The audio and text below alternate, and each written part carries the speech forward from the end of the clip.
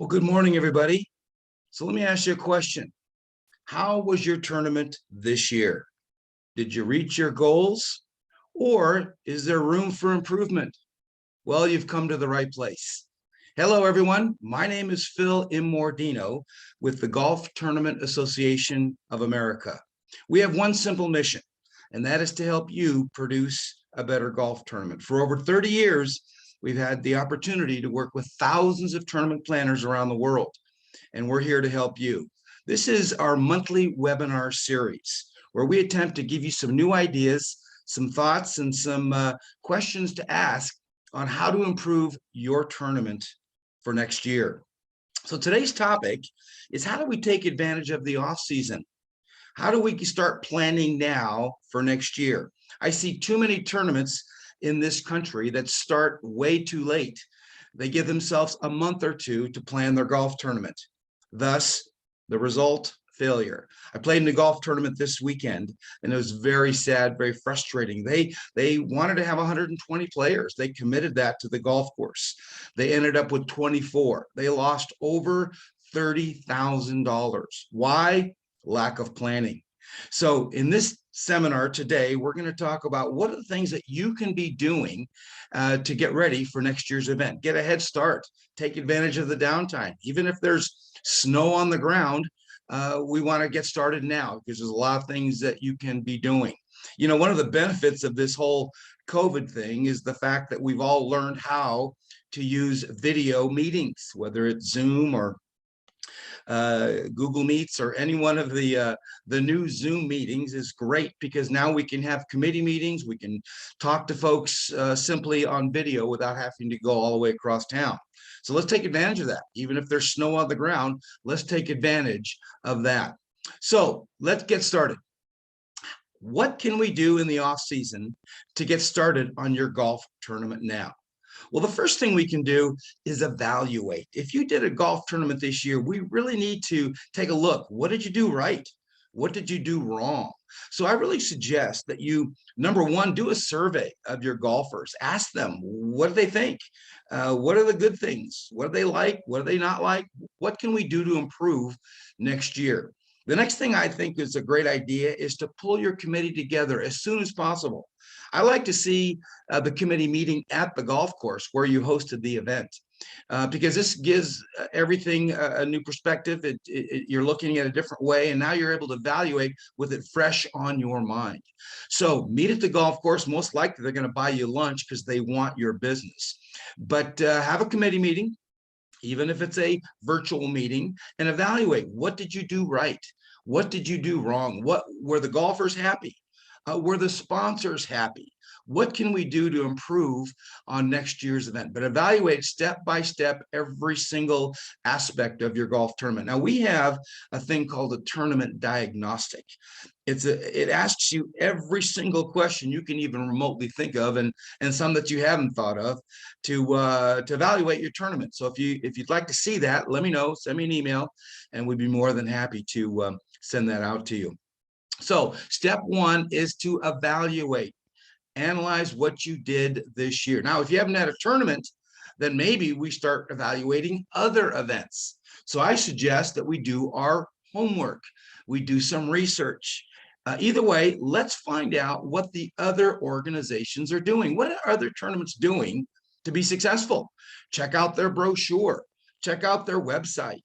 Look at their pricing. How does that compare to yours? What are the golfers getting? What are the benefits in participating in their golf tournament? And you can take the best of the best and apply those to your event. So take the time, do some research on other events. The other thing you want to look into is calendars. Take a look at all the local calendars in your area.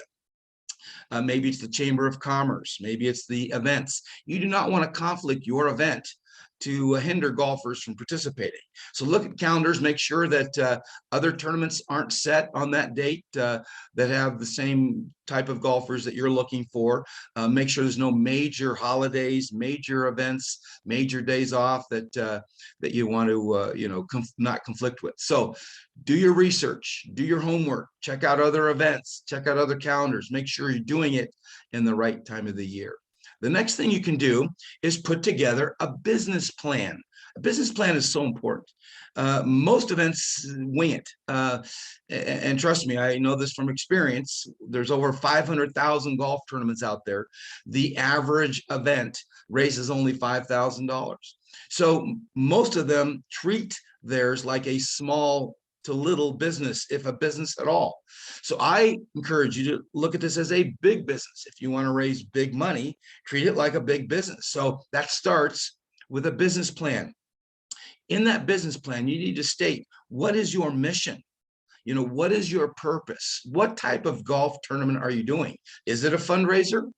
Is it an entertaining event? Maybe it's a competition. Definitely some things to look at so you have a clear picture in your mind. What's the purpose of our event? What is our mission? And you want to communicate that to everyone to make sure everyone's on the same page. You also want to analyze, where are you going to get your golfers? We're going to talk more about that in a second. Where are you going to get your sponsors? You need to put together a budget, a very detailed budget. Now that can be adjusted as you go along, but at least start with a basic budget. A timeline. What is the timeline? When do you need to get things done? What do you want to do this month and next month and the following month? Make that detailed so that you don't miss a deadline to get everything done. You also want a complete list of action items, all the things that you want to do, a checklist, a complete checklist of everything that needs to be done and who's going to do it. Next to it, whose responsibility is that for? And by the way, we have a complete checklist, a 100-step checklist with everything you ever wanted to know. So if you want that, let me know, email me and I'll send that out to you. You need to take a look at the marketing, what that's going to look like. We're going to get into details in a second. And just have a complete business plan. Treat this like a business. And I promise you, you're going to be more successful. The next thing we need to do is look at the golf course. You know, it's very frustrating for me to see people just satisfied with the golf course that they're using just because they used it last year or the year before. But I really want to encourage you to take a serious look at that golf course. Let me just remind you that the first question that every golfer asks when you put on a golf tournament is, which golf course are you using? They want to know. It's important. It's one of the top reasons that they're going to play in your event. So I really recommend that you get some RFPs. Reach out to half a dozen golf courses in your area and ask them the questions. What do you charge? What do you do? What kind of value? Because your golfers are going to play based on the golf course and the value that they're getting. So you want to make sure that this golf course is added value and play one against the other. Tell them that you're getting this from this course and a better price from this course. There's no reason we can't negotiate and get the best type golf course for your group. Is it close? Is it close to your golfers? Is it within an hour driving distance? Very important. Golfers don't want to drive more than an hour to a golf tournament. And take a look at the different types of golf courses. I don't know if you realize, but there's a half a dozen different types of golf courses. There's private golf courses, there's semi-private golf courses, there's municipal golf courses, there's resort golf courses, there's executive golf courses. Some are, all don't fit what you're trying to do. Some are better than others. I really want to encourage you to play at a golf course that your golfers get excited about, not the run-of-the-mill municipal course that they play at every week, but something special, something unique. Maybe it's a private country club. They allow tournaments, usually on Mondays. Great day to have a golf tournament. Resort courses, high-end resort courses, get them in the off season. They love to host events. So make sure that you take a serious look at your golf course during the off season and don't just settle for what you did last year. Get a better deal. Offer your golfers more value. The next step is your committee. Very, very important. The committee is really the key to your success. They're the secret to your success. The bigger, better, more well-connected your committee, the better. So first step during the off season is to fill up your committee positions. If you've read any material, you know what positions you need to fill. You need a tournament chairman. You need a sponsorship chairman. You need a golfer chairman. You need to gift and prize chairman. You need a PR marketing chairman, an operations chairman, and even an auction chairman, a different person in charge of each category. Very important, because remember, most of these are volunteers, so you don't want to overwhelm them. But typically what I see is 2 people handling everything. They're overwhelmed and they're burnt out. So if you get a well-connected committee together in advance and fill those positions, you're going to be a lot better off right from the get-go. You want to motivate these people. Don't just take for granted that they're going to help you and give you their all. They're not. People just do what they have to do to get by. I can tell you, based on experience, that volunteers, for the most part, are busy and they don't have time to focus on your event. They'll do a little bit, but just enough to get by. So we need to motivate them. We need to get them excited. We need to share the vision, your vision of what your organization is doing and how it's helping and how it's serving others in your community, and let people know, get them motivated that the more money you raise, the better things that your group's going to be able to do. So motivate them. In fact, I even encourage a training meeting just for the volunteers to train them, specifically detailed. How do you get golfers? How do you sell sponsors? How do you get gifts and prizes? Have a training meeting that you go through every aspect, so they're fully equipped of doing what they need to do for your event. And then you need to set some goals for these volunteers. Not just go out and get them, get us some foursomes. That's not specific enough. You need to be specific with your goals. Have each committee member commit to bringing in 3 to 4 foursomes, bringing in 3 or 4 sponsors, bringing in 4 or 5 gifts, but make them commit. In fact, I even have them sign something that says, I'm committed to doing this. Now, you can't fire them and you can't, hold them too hard, but at the same time, if they sign something, they're going to be a little bit more committed. So make sure that they have a goal, specific goal, each committee person, and hopefully they'll reach that. But then also, I think you need an incentive program. An incentive program is something that motivates them even more. See, again, they're just going to bring you a couple of foursomes and they might bring you a whole sponsor. But if you motivate them with an incentive program is simple. It says if you bring in 4 foursomes, you're going to get a dinner for 2. Or if you bring in 4 sponsors, you're going to get a weekend getaway trip. But some type of incentive program that gets them excited and makes them work harder. And then you want to hold them accountable.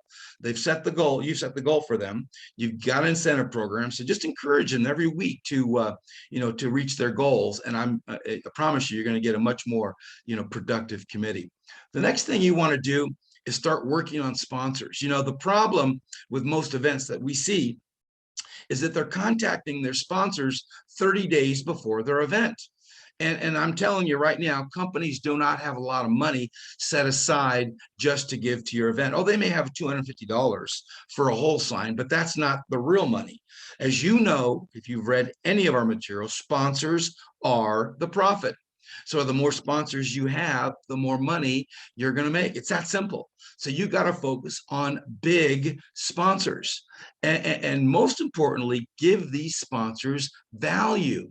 So you've got to create sponsorship packages that give the companies a return on their investment. So many companies say that you're going to reach 100 people at the golf tournament, or 70 people, or even 144, but that's not worth a big investment. If they're going to invest in your organization, invest in your golf tournament, they need big exposure.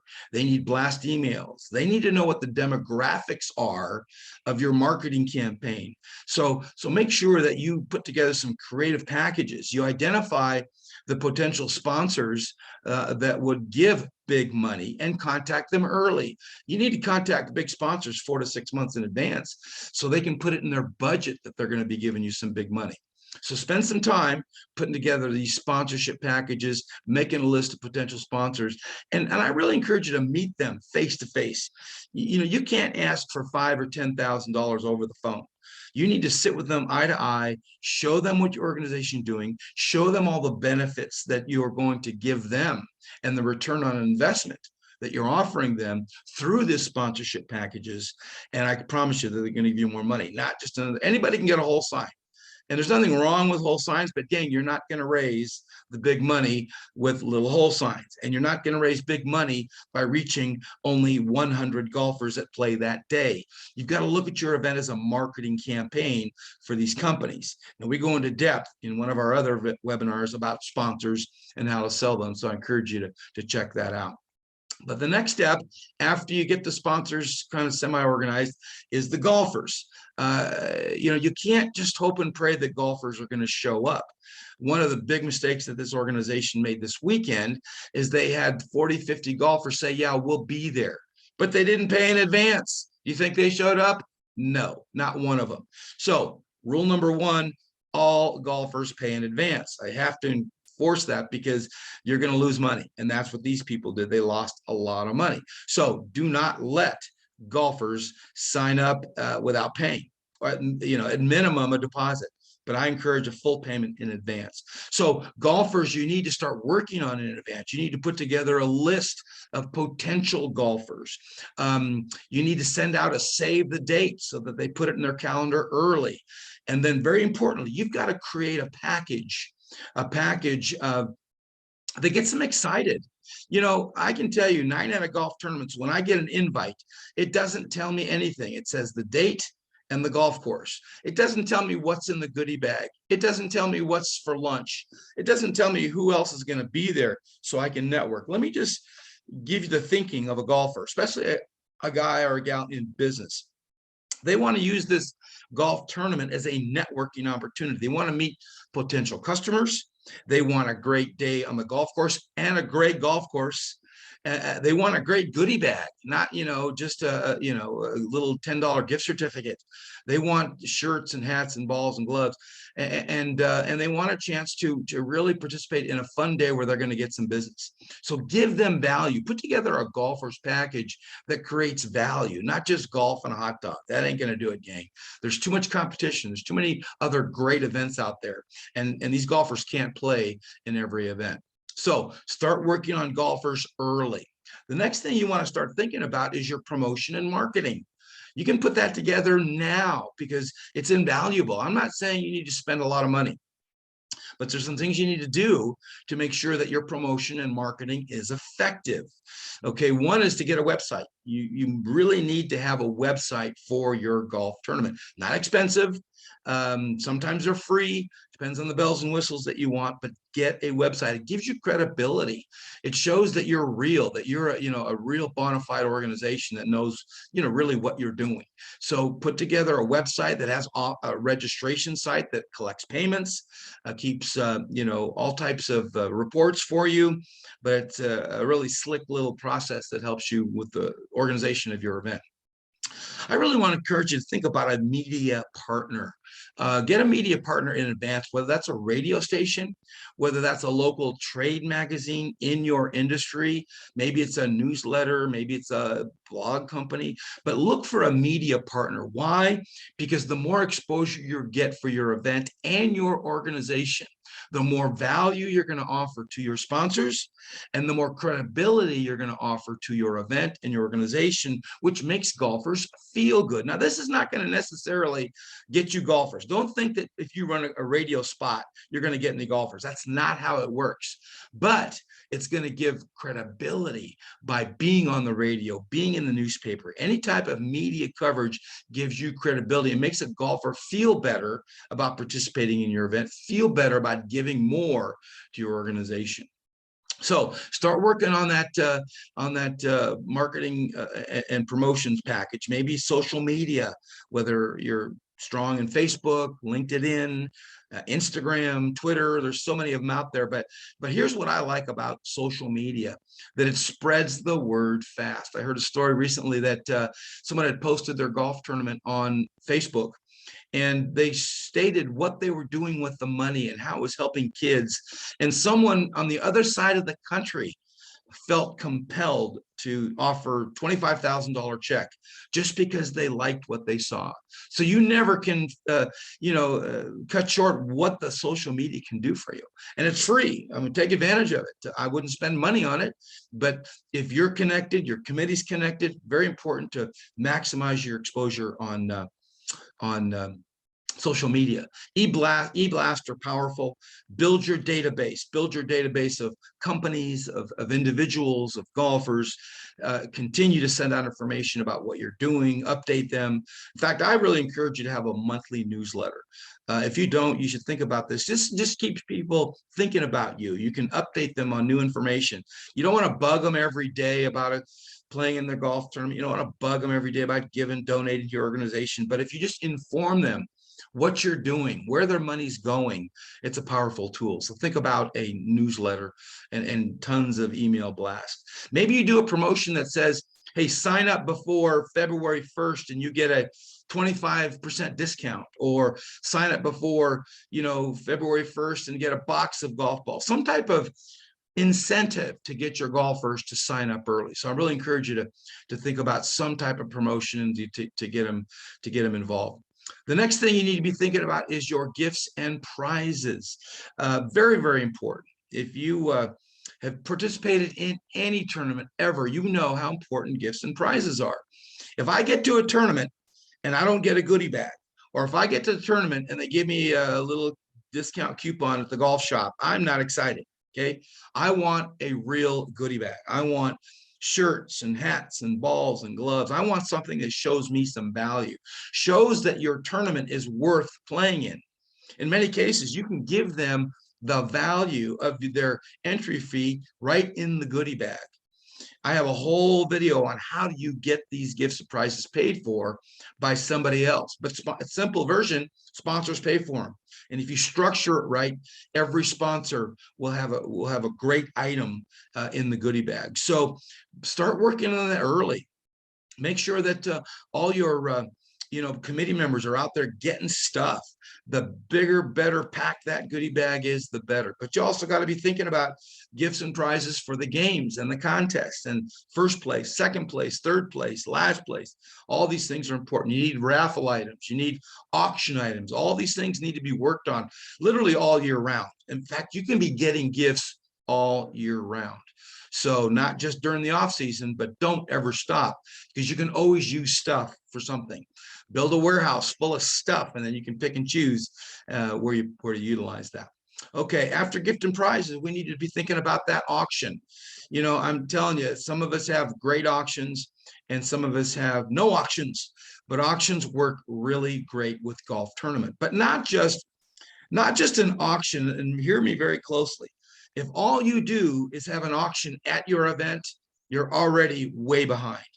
Especially if you have those overpriced items. I've been to golf tournaments where in the back of the room or registration, they have all these priced items, these autographed helmets and jerseys from these celebrity athletes, and they're way overpriced.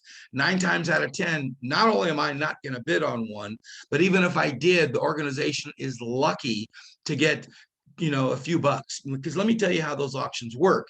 There's a bottom line price. So let's say the auction item is $350. This is a cost of $300.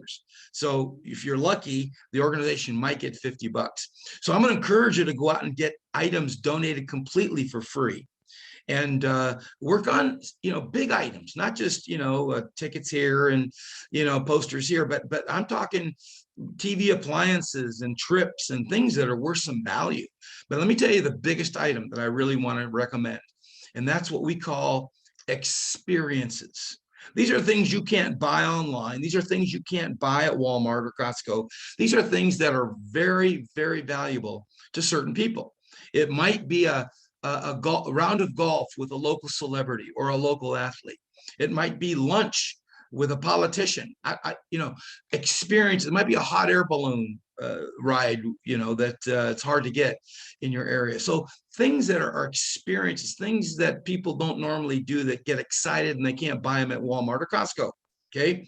All these auction items that autograph this and pictures and posters, all can be bought online for much cheaper than these auction companies are typically, making them available to. So make sure that you go out and get some really cool stuff. I think here's a big one. Okay. During your auction, don't just make your auction available to the golfers that show up. because you're only going to have 100 to 120 to 144 golfers. Okay, that's not enough to make big money in an auction. I suggest that you put that auction online and you make it available to your full database. Let everyone bid on it, not just the golfers. Okay, get the word out in advance, start the bidding early, 2 or 3 months in advance, and get these people involved by bidding in your auction. Then this way, at the golf course, the golf event, those prices are already bid very high, and you'll even get more from those participants. Maybe have the grand finale at your award ceremony. But I really suggest and I really recommend that you start making a big auction. In fact, I would even suggest having a separate committee of just the auction committee that works on the auction. And then obviously start getting stuff all year round. The next thing is your award ceremony. You know, award ceremony, if you're wondering why your golfers don't stick around for an award ceremony, is typically because they're boring. Don't take it wrong, but most award ceremonies are boring. If I didn't win something, I'm going to grab the burger and I'm going to leave. This is what happens. So you want to make the award ceremony really something fun, something unique. In fact, I suggest you turn that award ceremony into a party. Think about a DJ, think about a band. In fact, make it an entertainment type of event. And this way, you can actually invite other people. People that didn't participate in your golf tournament, maybe the wives, maybe people in your organization that aren't golfers that didn't play, but they want to come to a party. So turn your award ceremony into a party and make it fun. Sell additional tickets. Your raffle gets bigger, your auction gets better. There's just so many benefits. You'll make a lot more money with your award ceremony if you make it a party. So think about that, but plan it in advance, get it organized, promote it, sell additional tickets, and you make a lot more money with that. So those are some of the things that you can be doing during the award ceremony.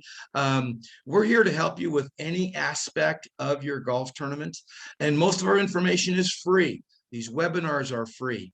Our conference calls are free. Our newsletters are free. Our videos are free. If you haven't checked out our webinars and videos that you've missed, go to YouTube and plug in the Golf Tournament channel, because we have a whole list of videos and webinars that you can check out there that would be really great for you to learn some additional stuff. We have a blog on our website, gtaaweb.org. We've got an article on every topic you'd ever want to know. As I mentioned, we have that tournament diagnostic. If you need that, we've got that for free. We've got a 100-step checklist. If you want that, we got that for free. But we're here to help you. And if you need additional help, we can help you with that. We have a unique program. It's a certification program. If you're really thinking about, I want to know more, I want to be more credible in my career, I want to be more credible in my industry, then you may want to consider becoming a certified golf tournament planner. This teaches you all the things you need to know. You take a test and you get certified, and we put you on our website. So things to think about. We have a couple of books that you maybe want to be interested in. We have the How to Take Your Golf Tournament to the Next Level, or How to Produce a Golf Tournament. That's only $20. We have an e-version for $10.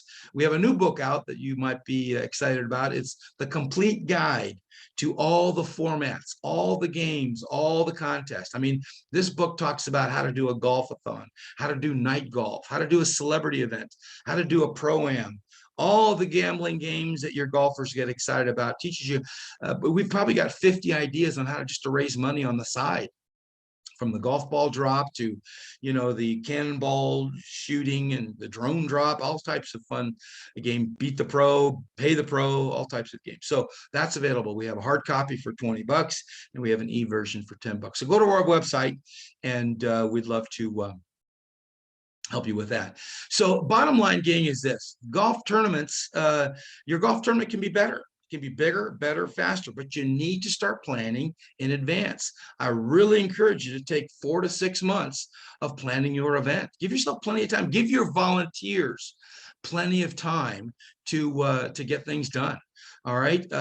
Sell sponsors early, get in front of these people, get them while they're making their budget.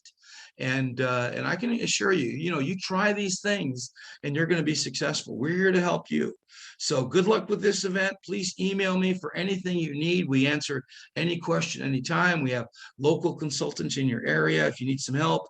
We'd love to work with you. We offer a free consulting call anytime, anywhere, just to help you with your event. So appreciate you, appreciate what you're doing in your communities, and good luck with your tournament. Let us know if we can help. This is Phil Immordino signing off. Thanks for your time.